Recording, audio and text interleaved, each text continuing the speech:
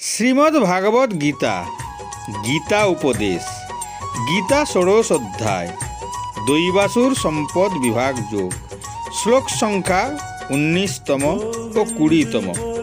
শ্রীকৃষ্ণ বলেন, আমি ক্রমাগত জড়জগতের জীবন মৃত্যুর চক্রে একই আসুরিক প্রকৃতির ব্যক্তিকে পতিত করে থাকি। তানহং দৃশ্যত কুরান সংসারেষু নরাধমান ক্ষিপাম্য যশ্রম শুভানাসুরী সেবজনীষু। সেই বিদ্বেষী ক্রূর ও নরাধমদের আমি এই সংসারেই অশুভ অসুরী জনিতে অবিরত নিক্ষেপ করি। এই শ্লোকটি শ্রীকৃষ্ণ জন্ম ও মৃত্যুর চক্র এবং মানুষের কর্মের ফলাফল সম্পর্কে বর্ণনা করেছেন। যারা নিষ্ঠুর এবং ঘৃণাপূর্ণ জীবনযাপন করে কর্মফল অনুসারে তাদের পরবর্তী জন্ম সম্বন্ধে তিনি ব্যাখ্যা করেছেন।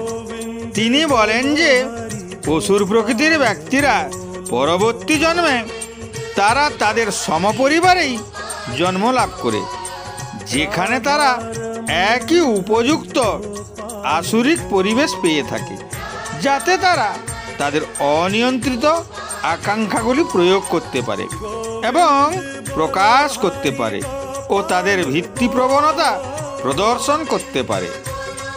মানুষের পূর্ববর্তী কর্মের ফলই পরবর্তী জন্ম নির্ধারণ করে, অর্থাৎ কোন কর্মের কোন ফল প্রাপ্তি হবে তা নির্ধারণ করার ক্ষমতা আত্মার আয়ত্তে নেই।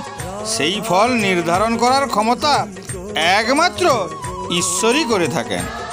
এ ব্যাপারে ঈশ্বর মানুষের পূর্ববর্তী কর্মের প্রকৃতি অনুযায়ী কর্মফলের সিদ্ধান্ত নেন।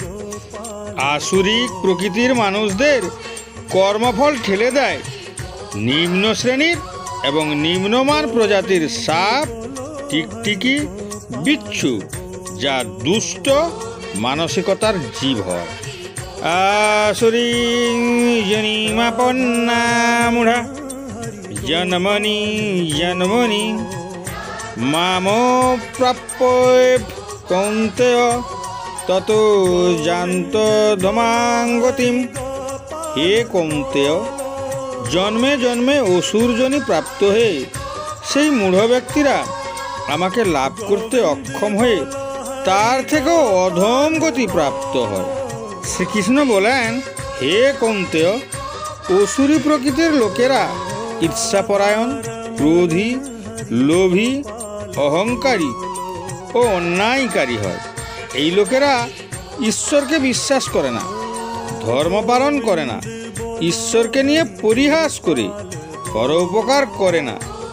পরের অনিষ্ট যাদের লক্ষ্য, তারা বারংবার একই জন্ম প্রাপ্ত করে থাকে।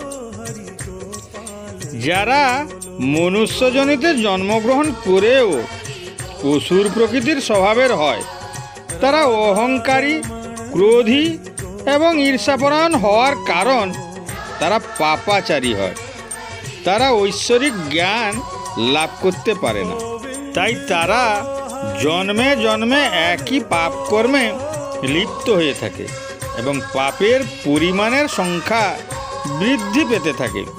ফলস্বরূপ তারা অধম নিম্ন জীবজনী যথা সর্প, বিচ্ছু, বিষাক্ত কীট, মাকড়সা ইত্যাদি বিষাক্ত কীট পতঙ্গজনী প্রাপ্ত হয়।